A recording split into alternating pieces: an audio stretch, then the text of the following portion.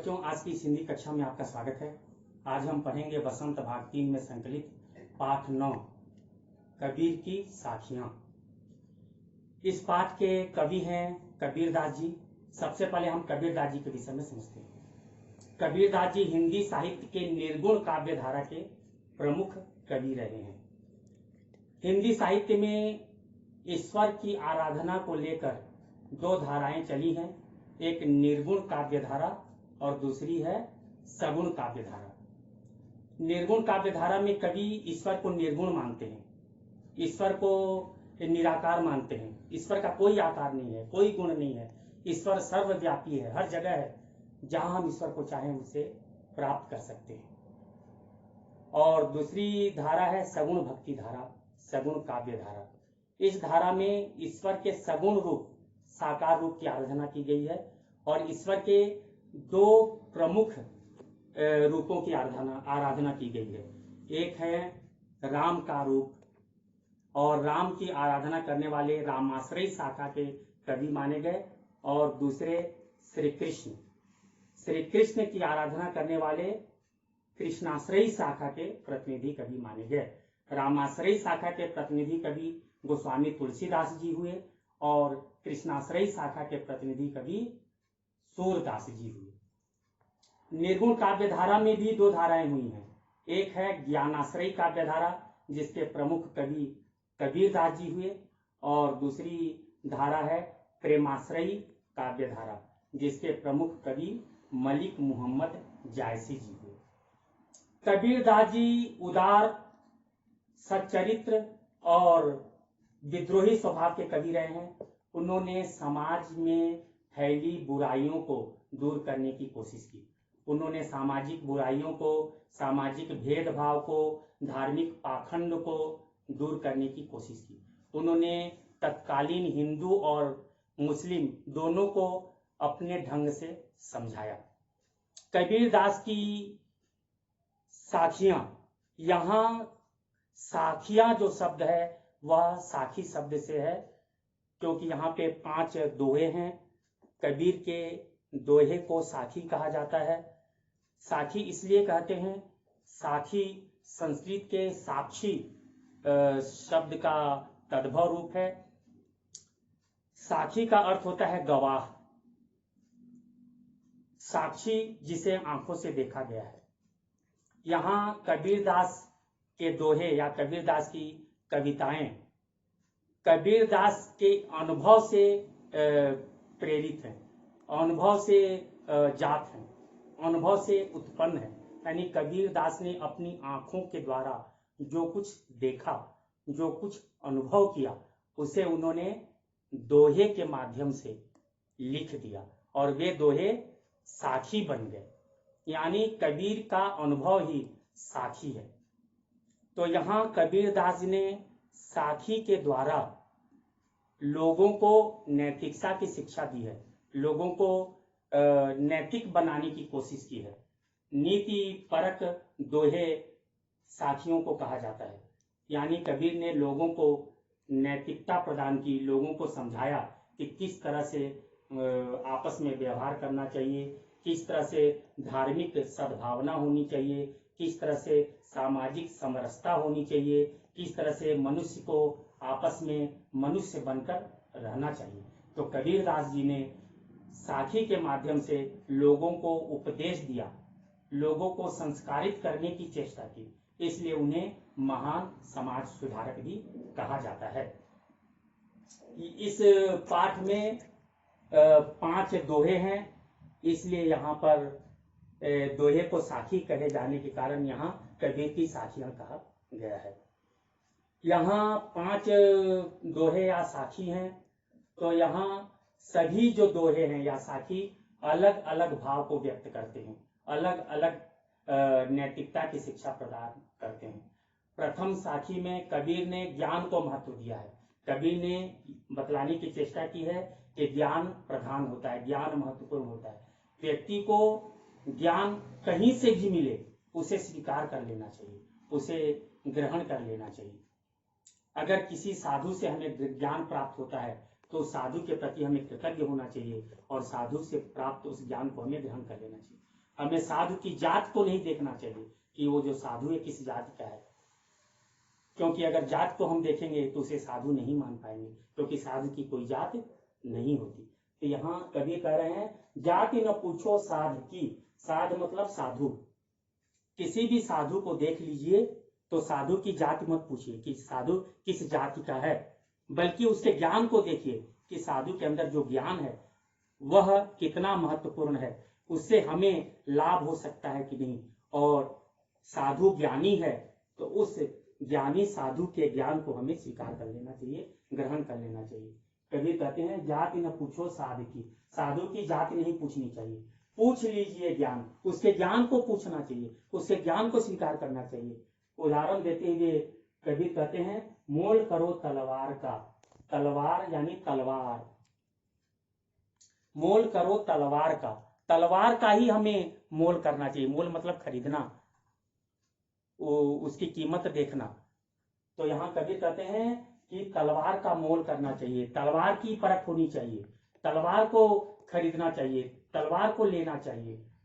अड़ा रहन दो म्यान, और म्यान को छोड़ देना चाहिए। म्यान क्या है? तलवार को रखने की जगह, तलवार को जिस कोष में रखते हैं उस कोष को कहते हैं म्यान, तलवार रखने की जगह को म्यान कहते हैं। तो म्यान महत्वपूर्ण नहीं होता, तलवार महत्वपूर्ण होती है, क्योंकि तलवार से ही योद्धा युद्ध कर सकते हैं। म्यान तो केवल रखने की वस्तु है जिसमें तलवार रखी जाती है, म्यान से आप युद्ध नहीं कर सकते, म्यान महत्वपूर्ण नहीं होता है। तो उसी प्रकार साधु की जाति महत्वपूर्ण नहीं है, महत्वपूर्ण क्या है? उसका ज्ञान महत्वपूर्ण है। जिस प्रकार तलवार महत्वपूर्ण होता है उसी प्रकार ज्ञान महत्वपूर्ण होता है। साधु की जाति महत्वपूर्ण नहीं है, इसलिए कबीर कहते हैं कि साधु की जात को मत देखिए, उसके ज्ञान को देखिए। दूसरी साखी है, यहाँ पर कबीर कहते हैं कि हम आपस में लड़ाई झगड़े करते हैं, हम आपस में एक दूसरे को अपशब्द कहते हैं। यदि किसी ने किसी को अपशब्द कहा और उसने उसका उत्तर दे दिया उसी अपशब्द के द्वारा, तो क्या हो जाएगा? अपशब्दों की भरमार हो जाएगी, अपशब्द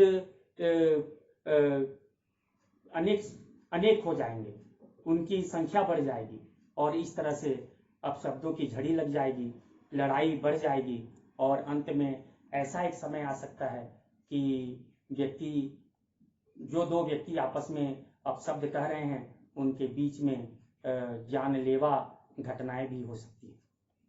तो यहाँ कबीरदास जी समझा रहे हैं कि यदि कोई किसी को गाली दे तो उसका उत्तर नहीं देना चाहिए। किसमें उत्तर नहीं देना चाहिए? गाली के द्वारा उत्तर नहीं देना चाहिए। कबीर कहते हैं आवत गारी एक है, गारी मतलब गाली। अगर किसी व्यक्ति ने किसी को गाली दी तो उसने सबसे पहले पहली गाली दी, यानी पहली गाली एक गाली हुई, लेकिन उल्टा तो कोई अनेक, लेकिन उस गाली का उत्तर गाली से दे दिया जाए तो गालियों की भरमार हो जाएगी, गालियों की बौछार हो जाएगी, अनेक गालियां हो जाएंगी, क्योंकि गाली का उत्तर गाली से दिया गया, फिर उसका प्रत्युत्तर फिर गाली से दिया गया, फिर उसका प्रत्युत्तर गाली से दिया गया। इस तरह से दोनों पक्ष आपस में एक दूसरे को गाली देते रहेंगे, अपशब्द कहते रहेंगे और गालियों की बौछार होती रहेगी, गालियों की झड़ी लग जाएगी। यहाँ कबीर कह रहे हैं कि कह कबीर नहीं उलटिए। कबीर कह रहे हैं कि यदि किसी ने आपको गाली दे दी है तो आप उसे उलटिए मत, यानी उसका प्रत्युत्तर मत दीजिए, बल्कि शांत रह जाइए, मौन रह जाइए, वही एक की एक। और यदि आप मौन रह जाएंगे, उस गाली का उत्तर गाली से नहीं देंगे, चुप हो जाएंगे, तो क्या होगा? वह गाली एक ही होकर रह जाएगी, फिर वह अनेक नहीं बन पाएगी। तो कबीर समझा रहे हैं कि हमें गाली का उत्तर गाली से नहीं देनी चाहिए। गाली का उत्तर गाली से देंगे तो फिर गालियों की बौछार हो जाएगी, झगड़े बढ़ जाएंगे। तो कबीर समझाते हैं कि यदि कोई किसी को गाली दे दे तो गाली सुनने वाले को शांत रह जाना चाहिए। उससे क्या होगा? गाली देने वाला बस एक ही गाली देकर चुप रह जाएगा और बात आगे नहीं बढ़ेगी, झगड़े नहीं होंगे। तो कबीर समझा रहे हैं कि गाली का उत्तर गाली से नहीं देनी चाहिए। तीसरी साखी है, इसमें कबीर कह रहे हैं कि हम ईश्वर का स्मरण किस तरह करें, किस भांति हम स्मरण करें। क्योंकि हम ईश्वर का स्मरण करते हैं, हम माला जपते हैं, ईश्वर का नाम स्मरण करते हैं, लेकिन हमारा जो मन है वह दसों दिशाओं में भटकता रहता है, मन एकाग्र नहीं रहता। और जब मन एकाग्र नहीं रहता तो फिर हम ईश्वर का जितना भी जाप कर लें, ईश्वर के नाम का जितना भी जाप कर लें, ईश्वर को जितना ही स्मरण कर लें, वह वास्तव में स्मरण नहीं माना जाएगा, वह सुमिरन नहीं माना जाएगा, वह ईश्वर का जाप नहीं माना जाएगा। क्योंकि हम केवल मुख के द्वारा जाप कर रहे हैं, हम केवल हाथ के द्वारा माला घुमा रहे हैं, लेकिन हमारा मन चारों तरफ घूम रहा है, हमारा मन एकाग्र नहीं है, तो फिर वह ईश्वर का स्मरण नहीं माना जा सकता। कबीर कह रहे हैं माला तो करने फिरे। आप लोगों ने देखा होगा कि कुछ लोग माला जप करते हैं, हाथ में माला ले लेते हैं और माला को घुमाते हुए ईश्वर का जप करते रहते हैं। तो कबीर कह रहे हैं कि माला तो कर मतलब हाथ, माला तो कर में फिरे, माला कर यानी हाथ में फिर रही है, घूम रही है, जीभ फिरे मुख माही, और जो जीभ है वह मुख के अंदर घूम रही है, मुख के अंदर फिर रही है, यानी मुख के अंदर वो चलायमान है। हम मुख के द्वारा ईश्वर का स्मरण कर रहे हैं, जीभ के द्वारा हम ईश्वर का स्मरण कर रहे हैं, और माला के द्वारा भी हम ईश्वर का स्मरण कर रहे हैं। लेकिन मनुआ तो दहु दिशी फिरे, मनुआ यानी मन, दहु मतलब दसों, दिशी मतलब दिशाएं, लेकिन जो मन है वो दसों दिशाओं में घूम रहा है, भटक रहा है, फिर रहा है। यह तो सुमिरन ना ही, इसे हम सुमिरन नहीं कर सकते, इसे हम ईश्वर का जाप नहीं कर सकते, इसे ईश्वर का स्मरण नहीं कर सकते। ईश्वर का स्मरण क्या है कि हमारा मन एकाग्र हो, हम एकाग्र चित्त होकर ईश्वर को स्मरण करें, ईश्वर का नाम जप करें, वही सच्ची भक्ति मानी जाएगी, उसे ही हम सच्चा जाप कहेंगे। लेकिन यदि हमारा मन भटक रहा है, हम एकाग्र चित्त नहीं है, तो भले ही जीभ मुख में घूम रही हो, मुख में ईश्वर का नाम ले रही हो, भले ही माला हाथों में घूम रही हो, भले ही माला के द्वारा हम ईश्वर का नाम ले रहे हो, लेकिन वह उसे सुमिरन नहीं कहा जा सकता, वह ईश्वर का जाप नहीं है, वह ईश्वर की भक्ति नहीं है। तो यहाँ कबीर ने धार्मिक पाखंड पर कटाक्ष किया है। कबीर ने समझाने की कोशिश की है, ईश्वर का जप मन से कीजिए। और चौथी साखी है, यहाँ कबीर ने किसी भी वस्तु को तुच्छ न समझने का उपदेश दिया है। कोई भी वस्तु तुच्छ नहीं है, छोटा नहीं है, किसी भी वस्तु को हम छोटी नहीं मान सकते, क्योंकि हम जिसे हम तुच्छ समझते हैं, छोटी वस्तु मानते हैं, हो सकता है उसका अपना विशेष महत्व हो। तो कबीर यहाँ कहते हैं कि कबीर घास न निंदिए जो पाऊं तली होए। कबीर कहते हैं कि घास को हम तुच्छ मानते हैं, छोटा मानते हैं।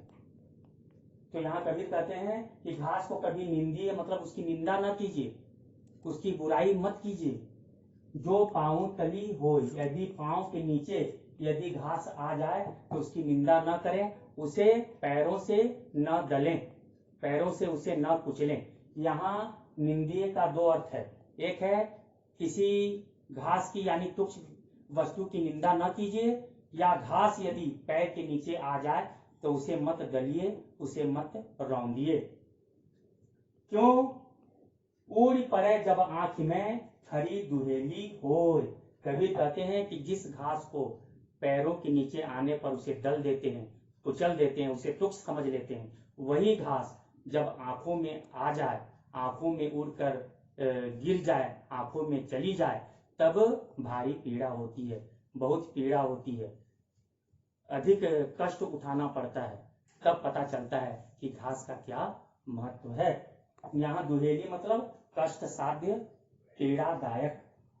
तो पीड़ा होती है जब घास आंख में चली जाती है। तो कबीर कहते हैं कि घास जिसे हम पैरों के नीचे रौंद देते हैं, वही घास जब आंखों में चली जाए तब पता चलता है कि उसका क्या महत्व है। जब आंखें दुखित हो जाती हैं, जब आंखें पीड़ित होती हैं, जब आंखें दर्द करने लगती हैं, तब पता चलता है कि उस घास का क्या महत्व है। इसलिए कबीर कहते हैं कि घास को कभी तुच्छ नहीं समझना चाहिए। यहाँ घास का प्रतिकार्थ है यहाँ कबीर यह कहना चाहते हैं कि किसी भी वस्तु को, किसी भी व्यक्ति को तुच्छ नहीं समझना चाहिए, क्योंकि हर वस्तु, हर व्यक्ति का अपना महत्व है। अंतिम साखी है, यहाँ जिस साखी में कबीर यह बतलाना चाहते हैं कि संसार में कोई अपना शत्रु नहीं है। हम अगर संसार को शत्रु मान रहे हैं, संसार के लोगों को शत्रु मान रहे हैं, तो यह हमारी अज्ञानता है।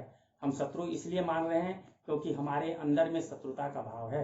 यदि हम अपने अहंकार को त्याग दें, शत्रुता के भाव को त्याग दें, तो सारा संसार हमें मित्र प्रतीत हो सकता है।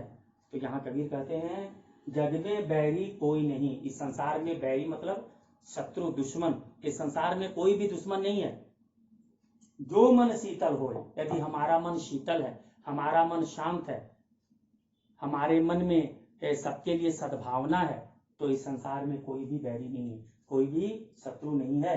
या आपा को डारी दे। कबीरदास जी कहते हैं कि हम दूसरों को अपना शत्रु कैसे मानते हैं? जब हमारे अंदर में आपा यानी अहंकार होता है, अहम भाव होता है, हम अपने आप को बड़ा मानते हैं, तब जाके हम दूसरों को अपना शत्रु मान लेते हैं।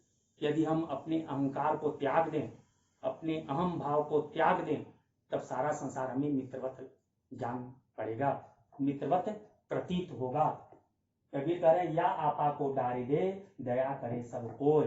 यदि हम अपने मन के अहंकार को त्याग देंगे तो सबकी दया दृष्टि हम पर रहेगी, सभी का अपनापन हमें प्राप्त होगा, सभी हमें अपना समझेंगे, और इस तरह से किसी के प्रति शत्रुता भाव हमारे मन में होगा ही नहीं, हम सबको अपना मित्र ही समझेंगे।